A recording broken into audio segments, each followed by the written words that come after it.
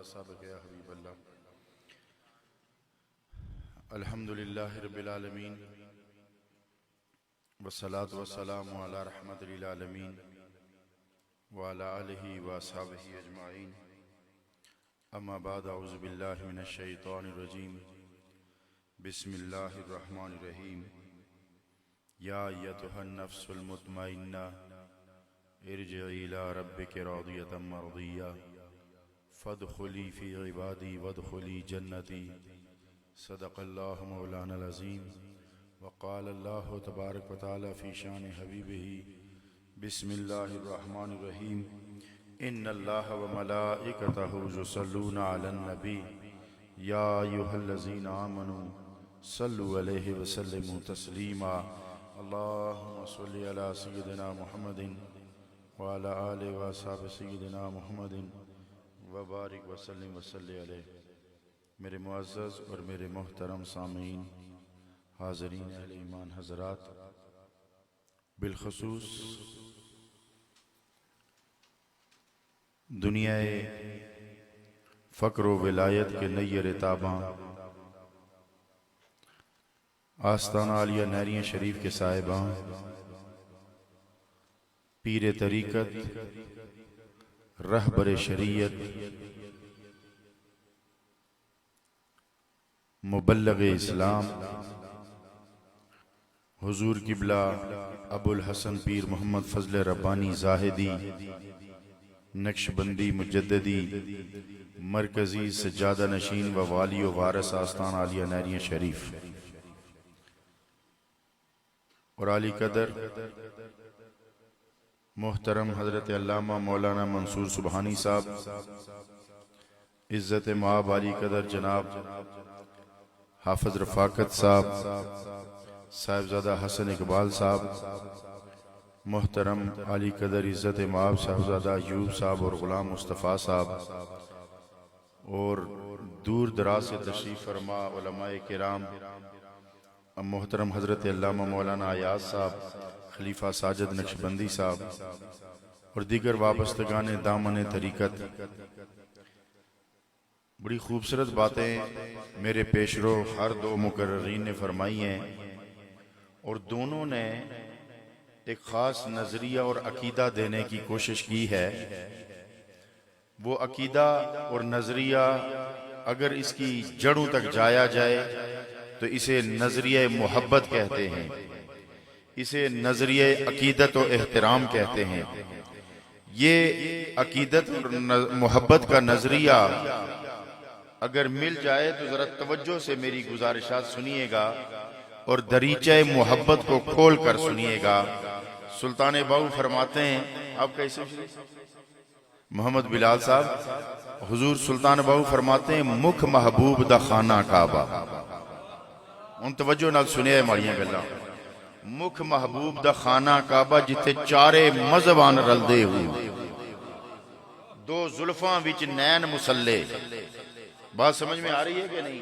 ये नमाज वैसे करनी ने पढ़ी थी, ये नमाज बिलाल ने पढ़ी थी, ये नमाज अबू ज़र गफ़ारी ने पढ़ी थी, ये नमाज शाह कुलाल ने पढ़ी थी, ये नमाज शाह नक्शबंद ने पढ़ी थी, ये नमाज दाता अली हजवेरी ने पढ़ी है, ये नमाज सुल्तान बाहू ने पढ़ी है।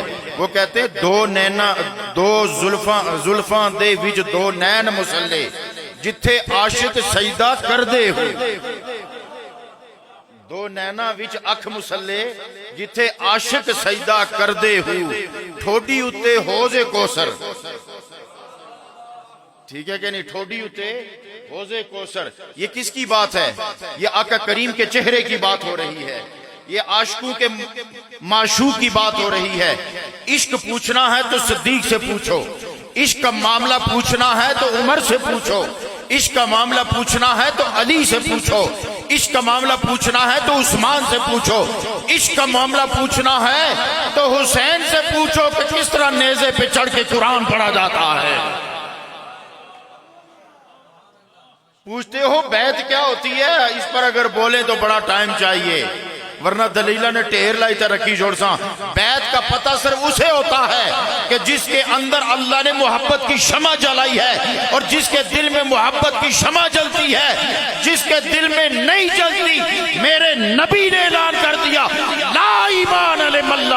मुहब्बत लहू।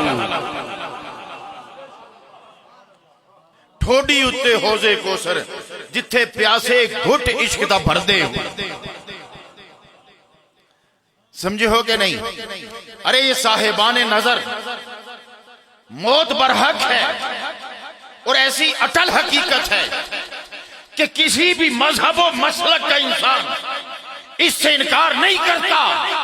जो वजूद खुदाबंदी के मुनकर हैं वो भी मौत से इनकार नहीं करते, क्योंकि यहाँ मुशाहिदा मौजूद है। अब तवज्जो रखना, जहाँ मुशाहिदा मौजूद होता है वहाँ दलील नहीं काम करती।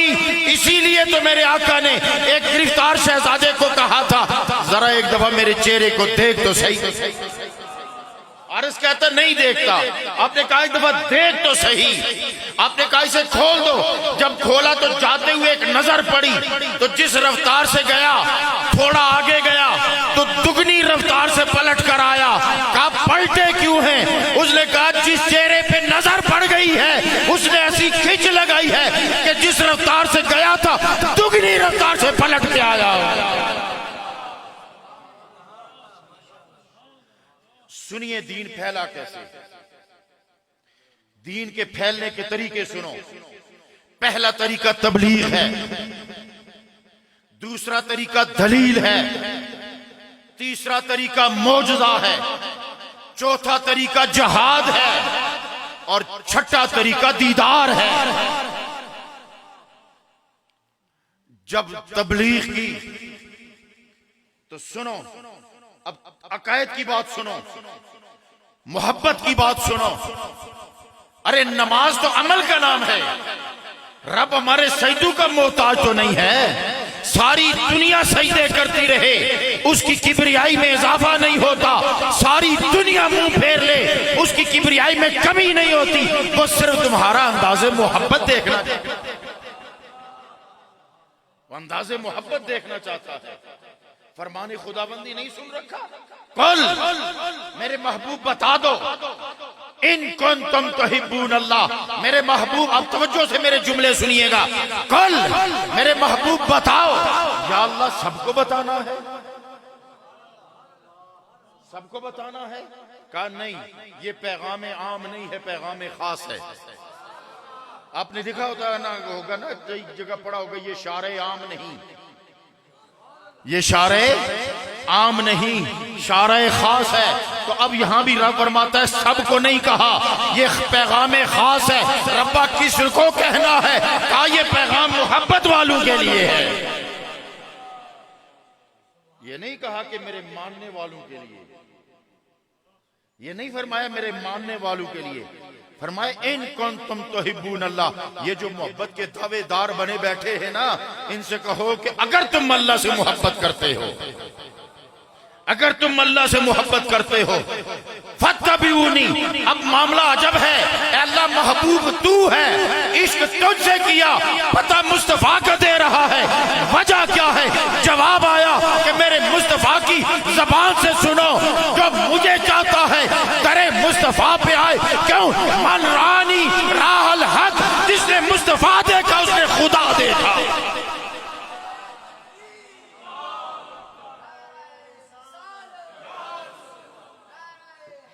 ये जो दीदे किबरिया है ना, दीदे किबरिया, अब इसके पीछे दलील सुनो।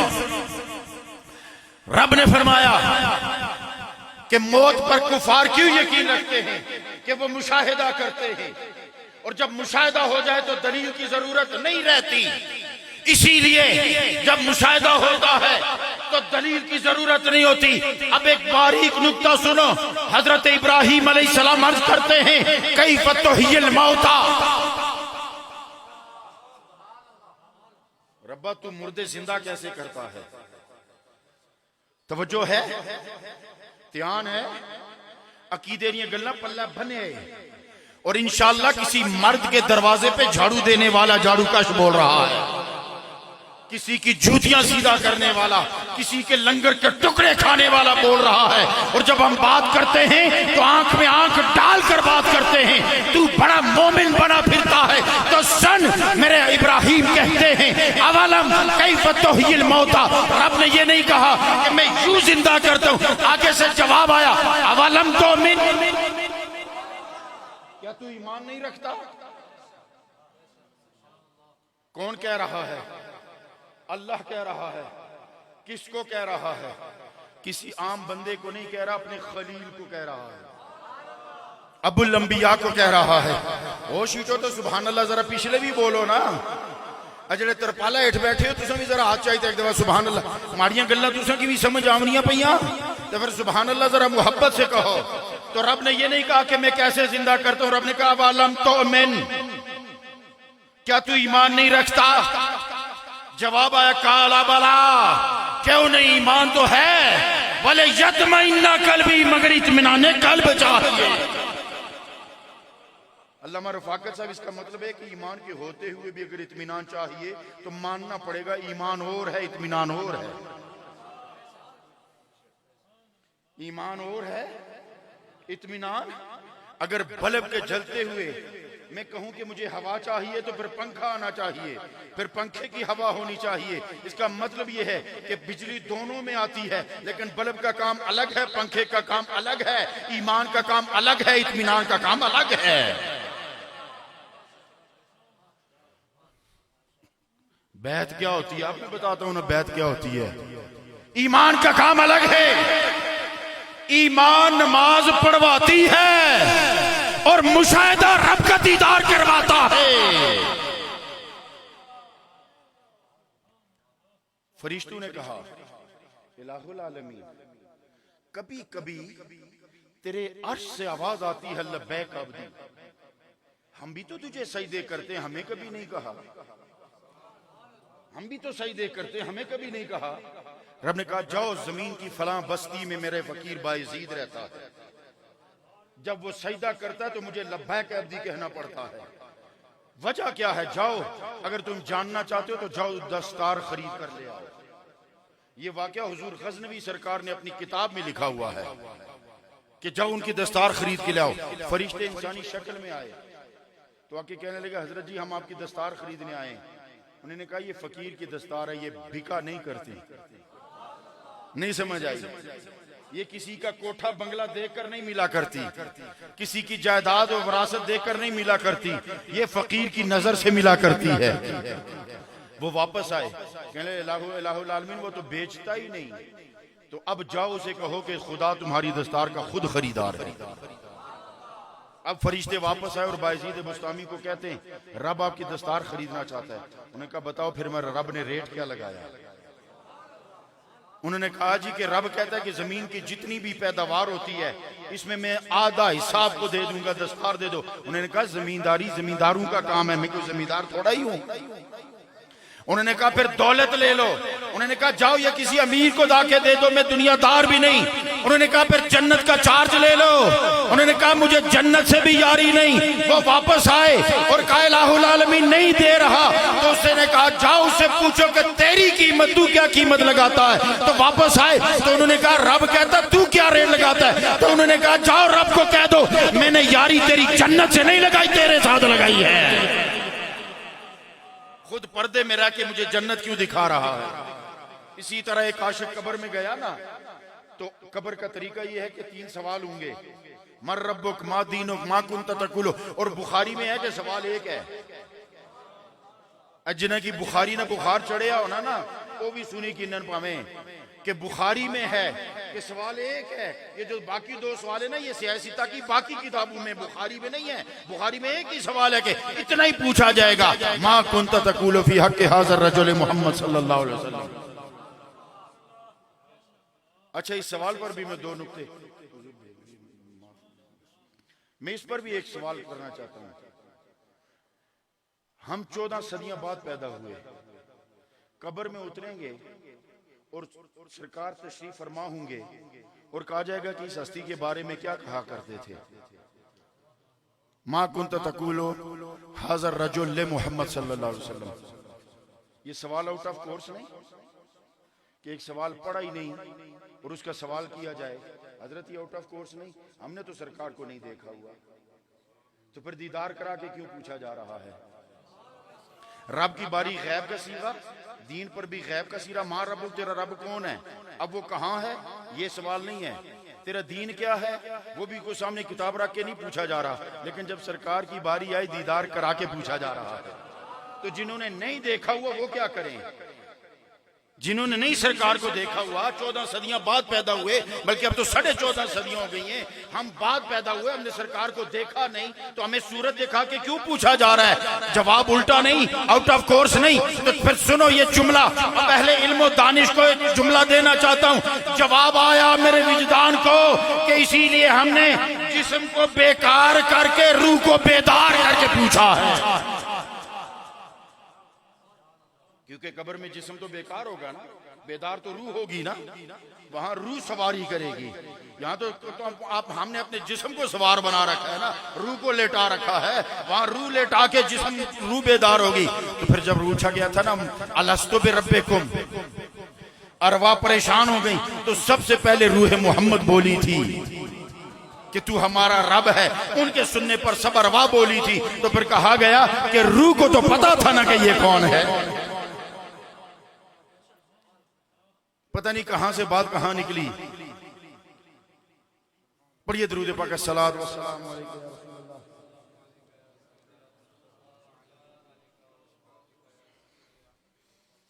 मुशाहिदे की बात है कि जब तक मुशाहिदा ना हो यकीन नहीं आता।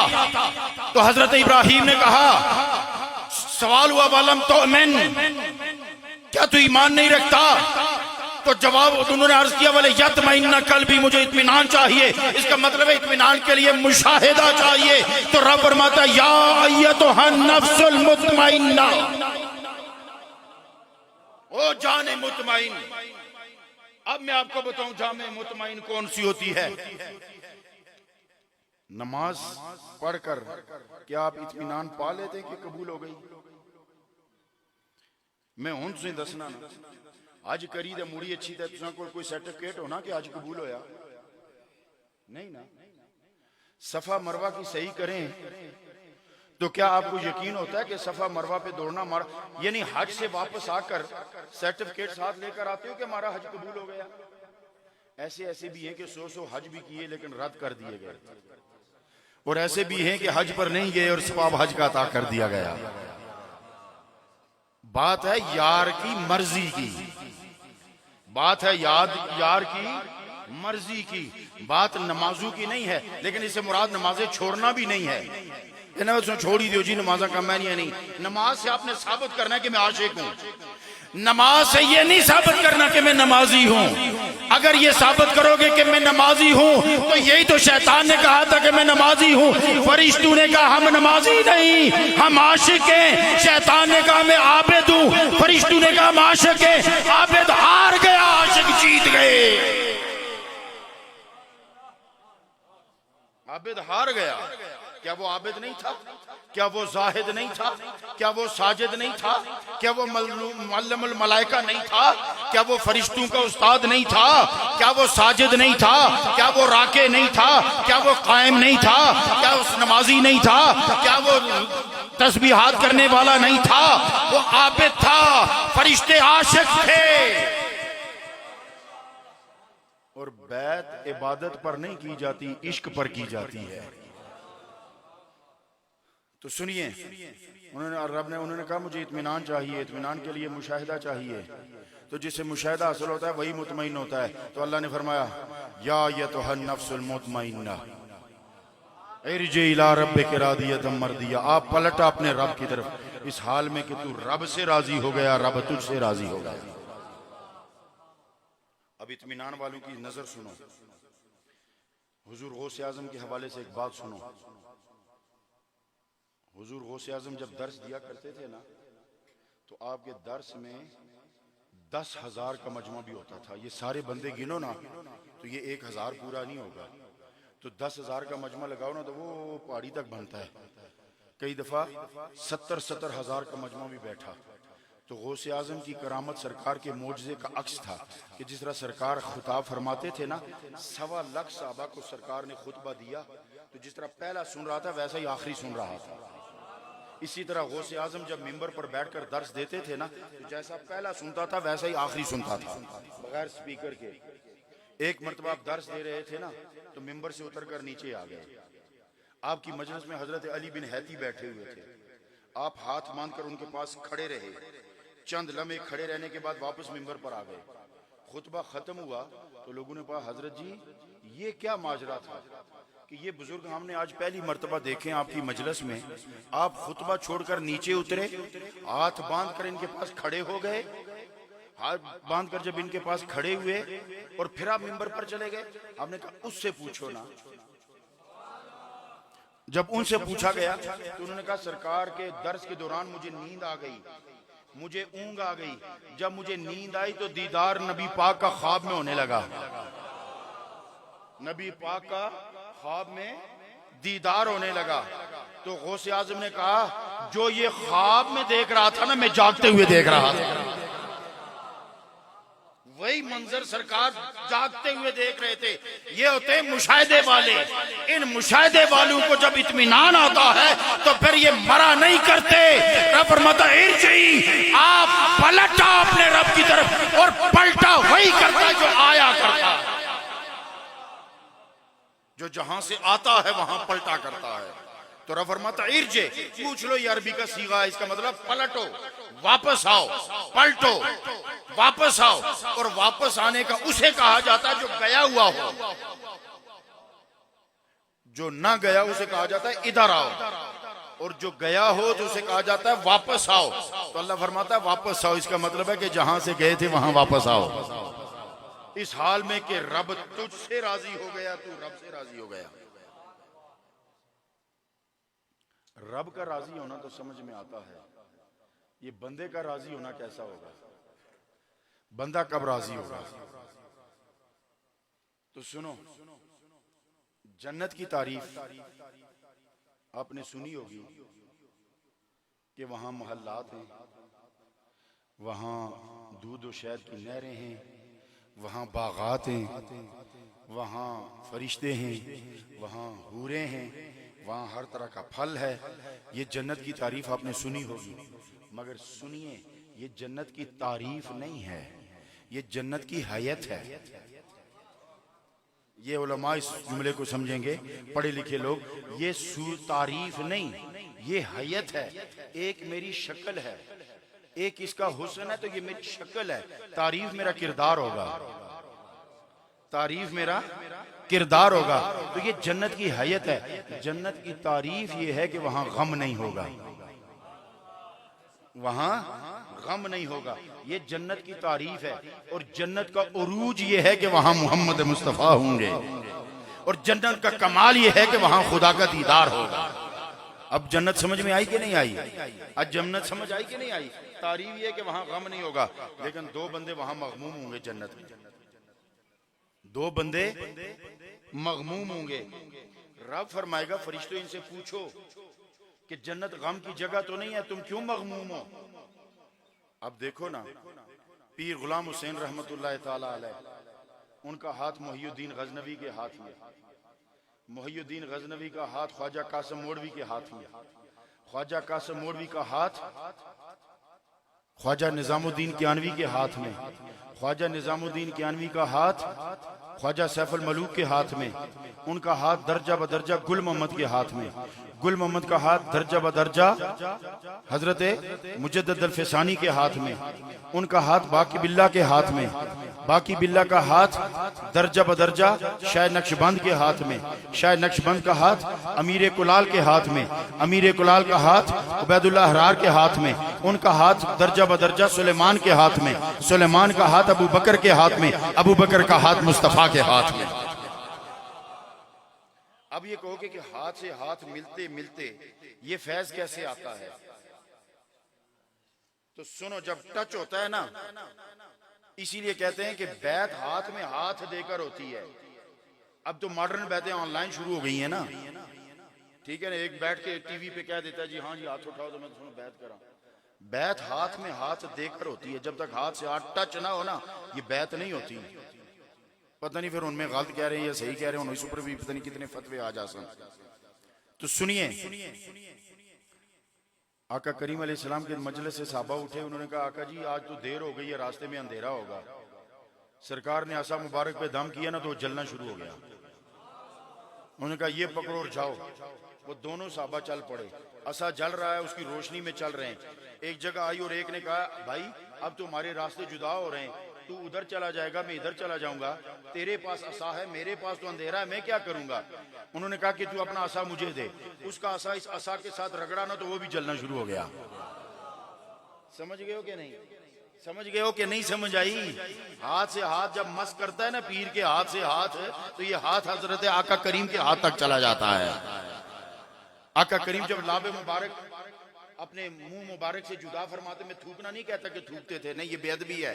अपने लाबे मुबारक को अपने दहाने मुबारक से जब जुदा फरमाते ना तो साहबा जमीन पर नहीं गिरने देते थे, हाथों में मल के ना तो चेहरे पे मला करते थे, और इस पर इतने झपट पड़ते थे यूं लगता था जैसे लड़ाई होने लगी है। तो फिर जिसको नहीं मिलता था ना, वो जिसके हाथ से लाभ मुबारक लगती थी उसके हाथ से मस करके अपने चेहरे पे मल लेता था। इस तरह हाथ से हाथ देना, हाथ में हाथ देना यूं साबित होता है। और हदीस भी है, आका करीम ने बाकायदा मदीने की औरतों को बैत फरमाया और उन्हें फरमाया कि मेरे हाथ पर बैते तौबा करो और अहदो पैमान की बैत करो। अबू जर गफ्फारी इसके रवाई है और उन्होंने भी कहा मुझे भी सरकार ने बैत फरमाया। तो इस तरह ये सिलसिला हाथ ब हाथ दस्त ब दस्त चलता चला जाता है। तो अल्लाह रब्बुल इज्जत आपकी और हम सब की हाजिरी अपने दरे करम पे कबूल व मंजूर फरमाए। तो मैं कह रहा था कि इस तरह पीर गुलाम हुसैन रहमतुल्लाह ताला अलैह के फैजान हुजूर गजनवी सरकार की तरफ से आया, फिर आप उनके बेटे अदरीस साहब, फिर जिस तरह हजरत आलमदीन साहब ने फरमाया। मुझे खुद याद है किबला पीर साहब जब दौरे पे निकला करते थे, जब इस इलाके में एक एक खेत, मैं तो कहता हूँ यहाँ के खेत, यहाँ की पगडंडियां, यहाँ के दरख्त पुराने, जो भी 50 साल पुराना, 40 साल या 30 साल पुराना दरख्त है, क़यामत के दिन वो भी गवाह होगा कि यहाँ कोई फकीर गुजरा करता था और ला इलाहा इल्लल्लाह के तराने हुआ करते थे। अल्लाह ताला आपकी वापस